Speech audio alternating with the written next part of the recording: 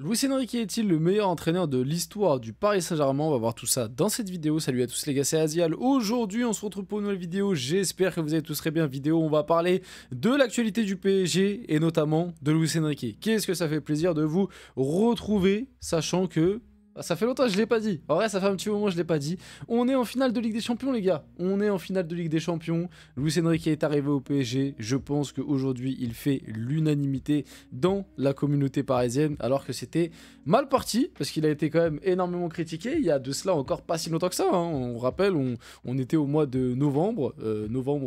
C'était il n'y a pas si longtemps. Il était énormément critiqué, notamment par les médias, mais aussi par une communauté, par une forte communauté au sein de la commune PSG justement. Il y avait même des Lucho Out qui avaient été lancés, et puis au final on se rend compte que quelques mois après on a Jean plein bonheur et qu'il a réussi encore une fois à complètement inverser l'opinion publique, un peu comme l'année dernière finalement, où je me rappelle l'année dernière, l'année de son arrivée, les premiers mois très compliqués, il y avait beaucoup de doutes, et il fait le PSG, et du coup lui en contrepartie, enfin en même temps, on fait une deuxième partie de saison bien meilleure. Au final, on va en demi-finale de Ligue des Champions avec ce fameux scénario dingue au Barça, à Montjuic, qui nous permet d'aller en demi-finale. Bon, malheureusement, c'est ce qui se passe en demi-finale, hein.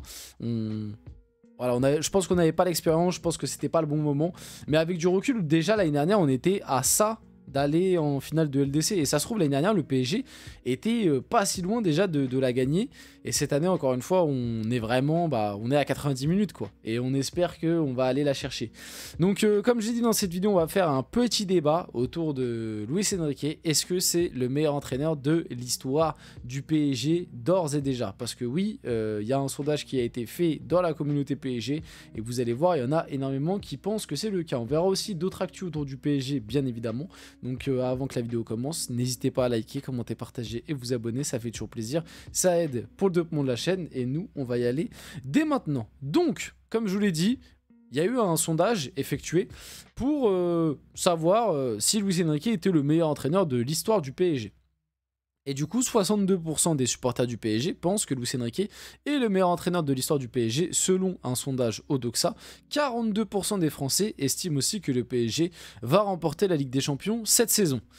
Bon, qu'est-ce que j'ai à dire par rapport à ça? Alors déjà, franchement, l'histoire du PSG, malgré tout, elle est tellement vaste, et je vais pas mentir, j'ai pas tout connu, que c'est des choses qui sont très dures à déterminer. Pour moi, je vous dis la vérité, déjà à l'heure actuelle, c'est le meilleur entraîneur de l'RQSI, ça c'est sûr. L'RQSI, je l'ai connu. L'RQSI, je connais tout bien, voilà, parce que je l'ai vécu à 100%. Je peux le dire, pendant un petit moment, il y avait encore le débat avec Laurent Blanc. Moi, je suis d'ores et déjà unanime pour le dire. Après, tout dépendra de comment ça se termine, parce que des fois la façon dont ça se termine, ça peut un peu entacher une histoire. Mais en tout cas, à l'heure actuelle, pour moi, Luis Enrique est le meilleur entraîneur du PSG sous l'ère QSI, ça c'est indéniable. Maintenant, pour parler de l'histoire du PSG, il y a quand même des beaux noms qui ont coaché ce club, et on a quand même déjà remporté par exemple une Coupe d'Europe en 96. Donc dire que c'est le meilleur entraîneur de l'histoire du PSG à l'heure actuelle, franchement, il est dans la discussion de manière indéniable. Mais moi déjà, n'ayant pas connu toute l'ère, toute l'époque, tout le PSG depuis sa création, c'est très compliqué à dire. En vrai, il faudrait poser cette question-là plus à des anciens supporters qui sont là depuis très très longtemps, depuis le début même quasiment. Ou alors, pour moi, la deuxième solution, pour entre guillemets clore le débat, c'est d'attendre la finale de Ligue des Champions. Parce que là, oui, par contre, si le PSG gagne la Ligue des Champions, là, il n'y aura plus de débat. Luis Enrique sera le meilleur entraîneur de l'histoire du PSG. Et là, ce sera de manière indéniable. Ce sera même, j'ai envie de dire, factuel. Parce qu'il aura relié le style de jeu. Et en plus de ça, il aura remporté le seul trophée qui manque au PSG, la Ligue des Champions. Le trophée tant convoité depuis des années. Et t'auras fait le grand chelem, quoi. T'auras fait le quadruplé. T'auras remporté tous les titres nationaux. Plus t'auras enfin ramené la Ligue des Champions au club. Donc, dans quelques semaines, on pourra le savoir de manière indéniable. Si jamais il y a victoire en finale de Ligue des Champions, oui, pour moi, Luis Enrique, enfin pour moi, ce sera même, je pense, factuel, honnêtement. Oui, Luis Enrique sera le meilleur entraîneur de l'histoire du PSG. À l'heure actuelle, pour moi, il fait partie de la liste. mais je peux pas le dire de manière sûre. Tu vois, pour moi, en fait, ça peut se défendre. Notamment, je sais qu'il y a Arthur Georges qui a beaucoup marqué, Luis Fernandez, donc ça peut se défendre. Mais en tout cas, il est dans la discussion de manière indéniable. Mais comme je vous le dis, ce débat-là, en vrai, il devrait être fait plus chez les anciens, j'ai envie de dire. Sans no offense, bien évidemment. Quand je dis les anciens, c'est ceux qui ont connu le PSG depuis déjà un échantillon plus élevé, quoi. Parce que finalement, moi, des souvenirs que j'ai... Alors moi, j'ai commencé à supporter le PSG, si je me trompe pas, c'était en 2007, quelque chose comme ça, 2006-2007. Mais j'étais petit, quoi. J'ai pas de grands souvenirs. En fait, moi, c'était vraiment par rapport à Paoletta, si vous savez pas l'anecdote. Comment je suis devenu supporter du PSG? Moi, c'était par rapport à Paoletta. Donc, ouais, c'était peut-être 2006, si je me trompe pas. C'était dans ces eaux-là, quoi. C'était par rapport à Paoletta, bon, parce qu'il était portugais, voilà, quand j'étais petit, numéro 9, portugais, bon, bref. Voilà, c'était par rapport à ça.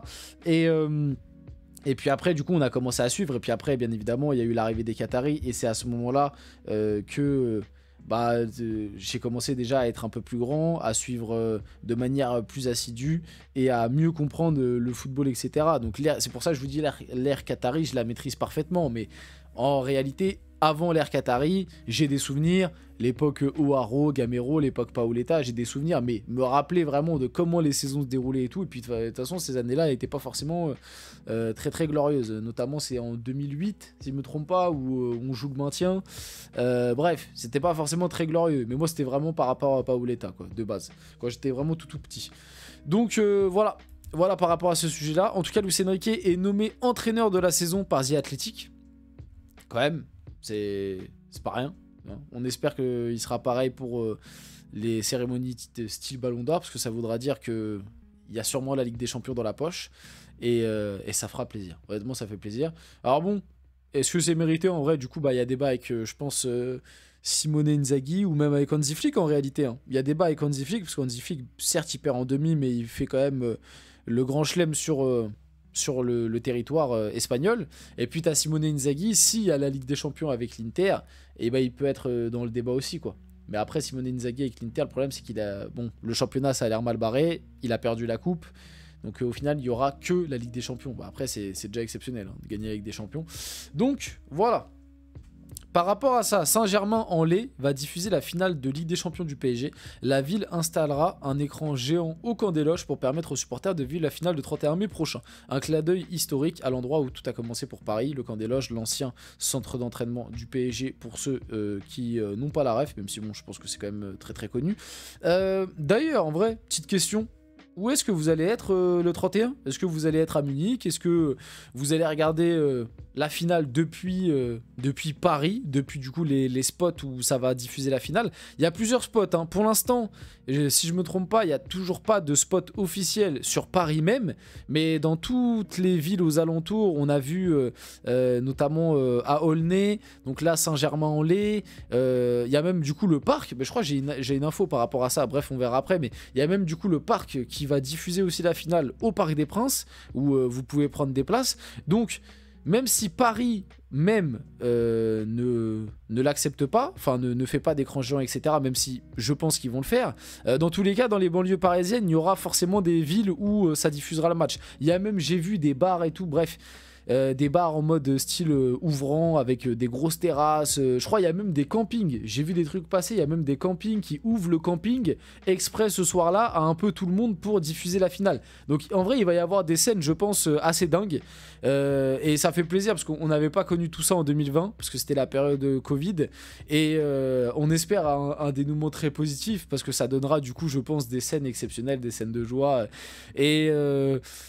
et ouais, franchement, j'ai juste hâte. Le mois de mai est très long. Hein. Franchement, le mois de mai, il est très long. Là, me dire qu'il y a encore 10 jours à attendre. Ah, 10 jours, c'est long. Hein. On va pas se mentir, 10 jours, c'est long. Bref, j'ai vu ça aussi passer. Après le titre de champion et tout pour les photos avec petite ceinture PSG style WWE. Bon, voilà, ça c'est juste les petites actus un peu plus insolites. Y a Thiago Silva qui a parlé de la Coupe du Monde des clubs.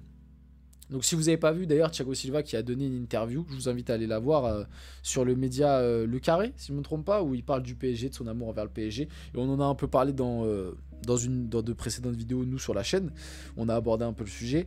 Et du coup, il a parlé, bon là, ça n'a rien à voir, c'est par rapport à DAZN, par rapport à la Coupe du Monde des clubs, parce que si vous savez pas, DAZN sera le diffuseur officiel de la Coupe du Monde des clubs cet été. Et normalement, ça va être gratuit d'ailleurs. Donc, c'est-à-dire que normalement, on pourra tous avoir accès à DAZN Coupe du Monde des clubs.